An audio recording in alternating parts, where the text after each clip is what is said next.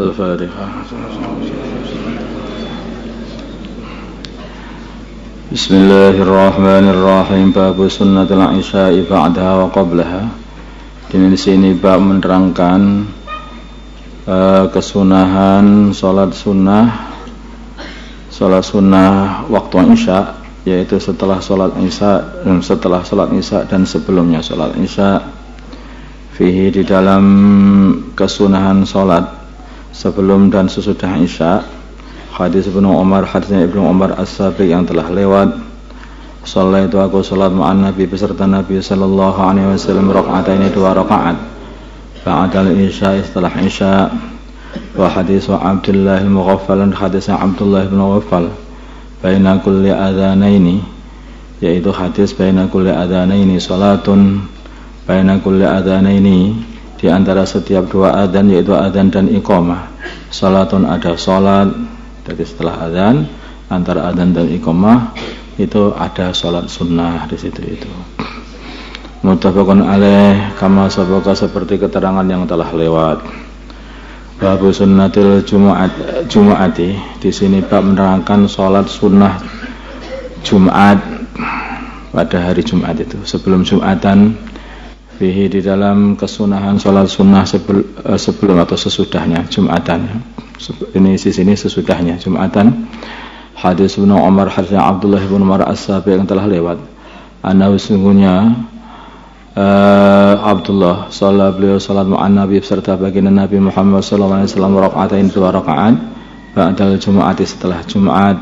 Muttafaqun alaih. Wa an Abi Hurairah, dari Abu Hurairah radhiyallahu taala anhu, qala, berkata Abu Hurairah, qala, bersabda Rasulullah sallallahu alaihi wasallam, idza shalla, bila salat ahadukum, salah satu kalian, al-jumu'ata, salat Jumat, fal yusalli ba'daha, maka hendaknya dia salat setelahnya salat Jumat, 4 rakaat. Muttafaqun alaih. Wa an Ibnu Umar, dari Abdullah bin Umar radhiyallahu taala anhuma, an-nabiy, sungguhnya baginda Nabi Muhammad sallallahu alaihi wasallam, kana adalah, la yusalli, beliau tidak salat ba'dal Jumu'ah, setelah Jumat, hatta yang serifa, sehingga beliau meninggalkan tempat.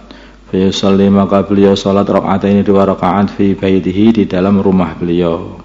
Rawahu Muslim. Jadi salat sunnah ba'da salatul Jumu'ah itu fil bait, ya, bahkan semua salat sunnah itu yang terbaik adalah di rumah, bukan di masjid. Kalau yang di masjid itu salat fardu. Ini ada hadisnya ini. Bab istihbab ja'alin nawafili, di sini bab adalah menerangkan mengenai kesunahan melakukan salat nawafil, salat sunnah fil baiti, di rumah. Sawa'un ar-ratibatu wa ghairuha, sama saja apakah salat sunnah itu salat sunnah ratibah dan yang lainnya ratibah. Wal amru bit tahawul lin nafilati, dan perintah untuk merubah tempat untuk salat sunnah, min maudhi'il faridati, dari tempatnya salat fardu, awil fasli, atau dengan cara memisah, bainahuma, di antara salat sunnah dan salat fardunya, bi kalamin, dipisah dengan kalam.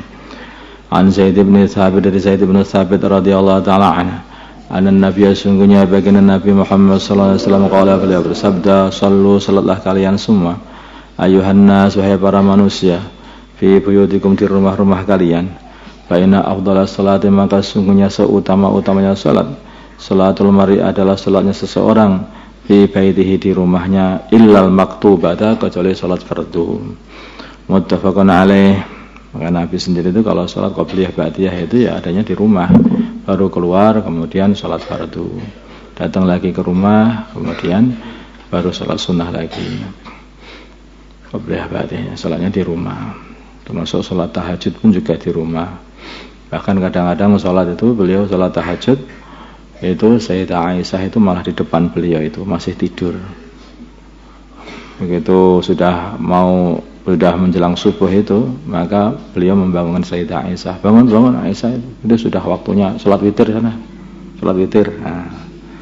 Wa Ibnu Umar, dari Abdullah bin Umar radhiyallahu ta'ala anhuma, anin Nabi, dari baginda Nabi Muhammad sallallahu alaihi wasallam, qala, beliau bersabda, ij'alu, jadikanlah min salatikum dari salat kalian fi buyutikum di rumah-rumah kalian, wala tattakhiduha dan janganlah kamu jadikan rumah-rumah kalian kuburan,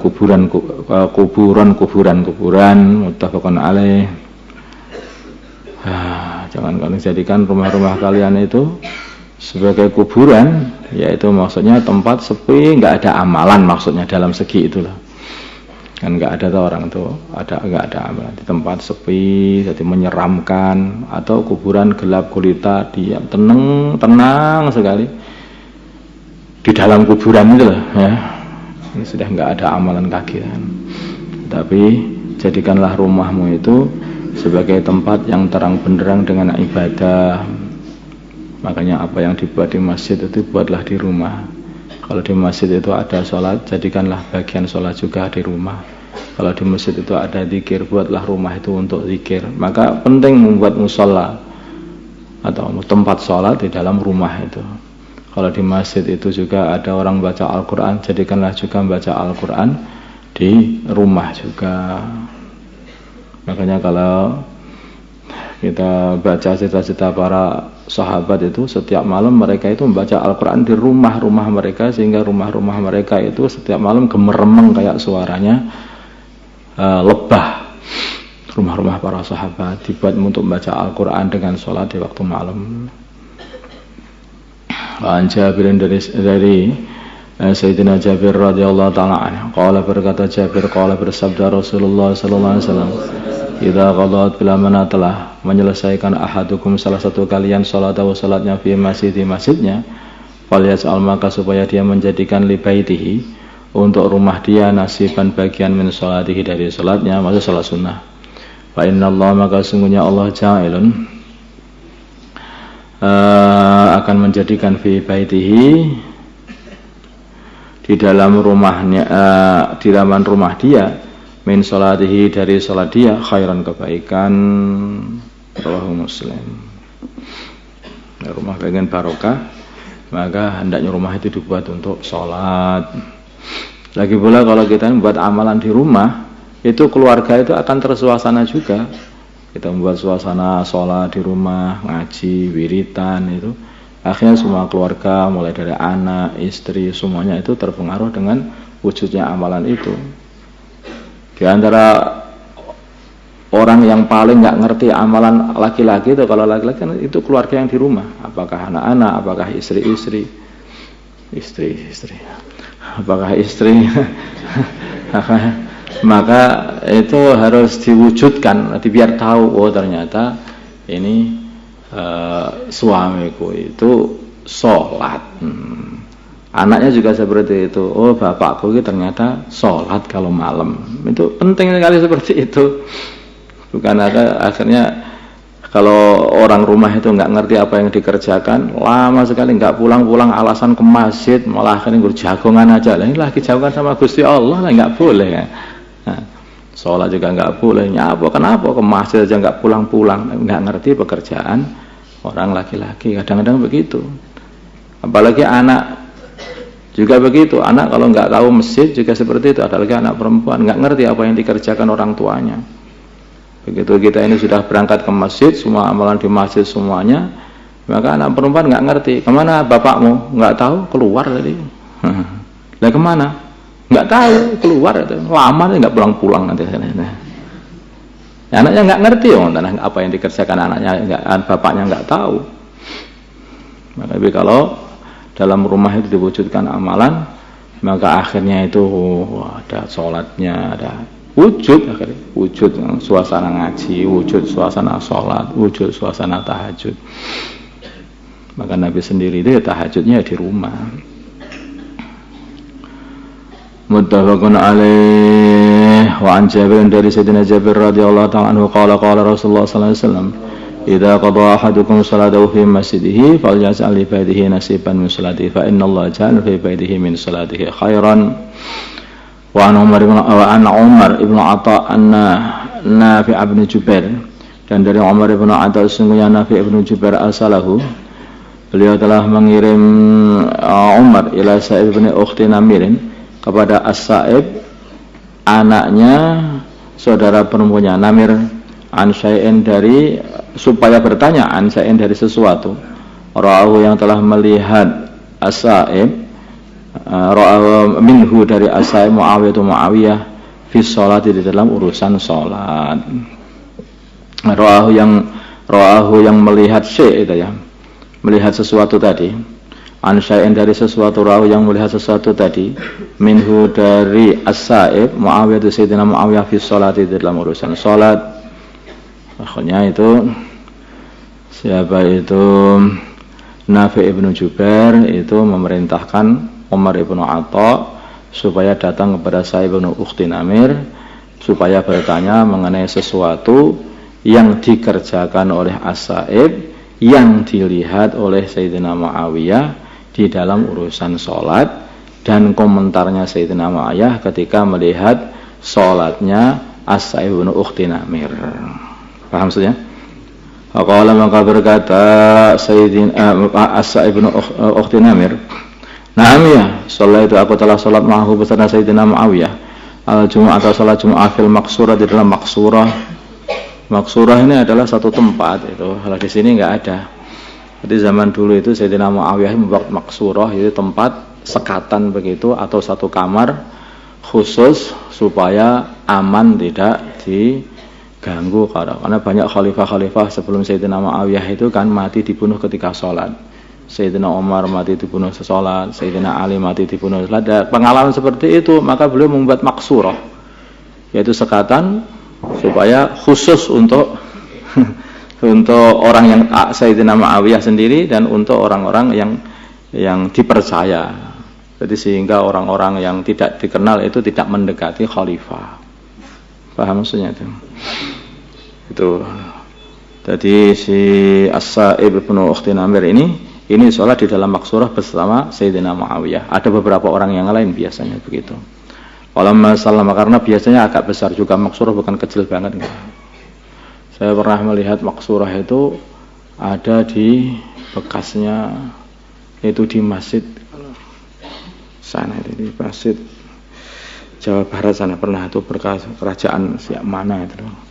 Masjidnya kayu-kayu masjidnya itu. Oh di Cirebon. Ada Maqsurah juga di sana. Walamma sallama ketika salam al-imamu imam. Walamma sallama ketika sudah salam al-imamu imam, qumtu maka aku langsung berdiri fi maqam tempatku salat Jumat. Wa sallaitu maka aku salat sunnah. Falamma dakhala ketika sudah falamma dakhala maka ketika beliau sudah masuk arsala maka beliau mengirim ilai kepada aku. Maksudnya masuk itu masuk di tempat dia lagi. Walamma dakhala ketika beliau sudah masuk arsala maka beliau mengirim ilai kepada aku ke rumah dia, maka mengirim lagi. Itu panggilkan si fulan itu si As-Sa'ib itu, panggil ke sini. Qala maka beliau berkata, "La janganlah kamu mengulang lima kepada perkara fa'ala yang telah kamu buat, yaitu langsung salat sunnah di tempat salat Jumat. Idza shalaita bila mana kamu salat al-Jumat atau salat Jumat. Fala tasilha, maka hendaknya kamu jangan menyambung salat Jumat fi sholatin dengan salat sunnah, dengan salat sunnah sesuatu salat sunnah, hatta tatakallama sehingga kamu berbicara atau takhruja atau keluar dari tempat di mana kamu salat Jumat di situ. Fa inna Rasulullah maka sungguhnya Rasulullah sallallahu alaihi wasallam amar telah memerintah kita bidzalika untuk berbuat seperti itu. Allah nusila supaya kami tidak menyambung salatan satu salat hatta natakallama sehingga kami ngomong au nahruja atau keluar. Rawahu Muslim.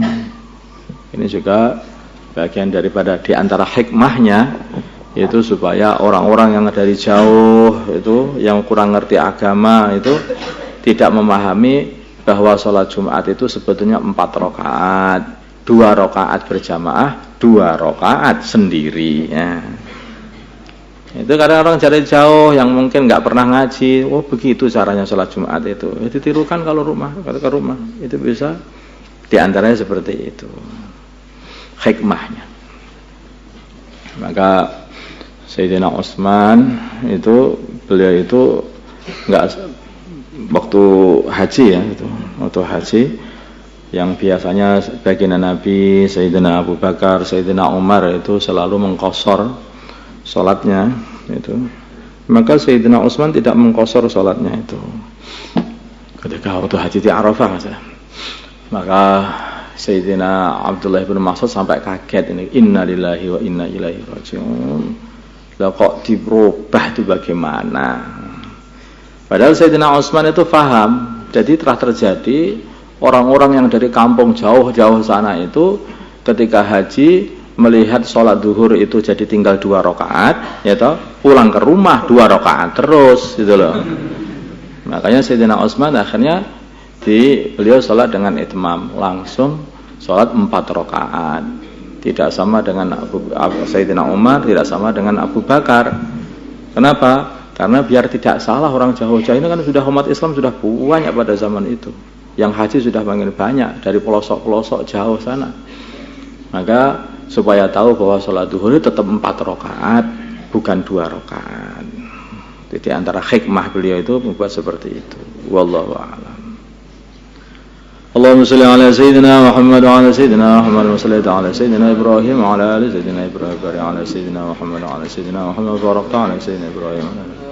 اللهم ارحم محمد سيدنا محمد، اللهم اغفر لأمة سيدنا محمد، اللهم اصلح من سيدنا محمد، اللهم آلف بين قلوب أمة سيدنا محمد، اللهم انصر أمة سيدنا محمد، اللهم عاش فيهم سلطانا نصيرا، وصلى الله على سيدنا محمد النبي الأمي وعلى آله وصحبه وسلم، الحمد لله رب العالمين.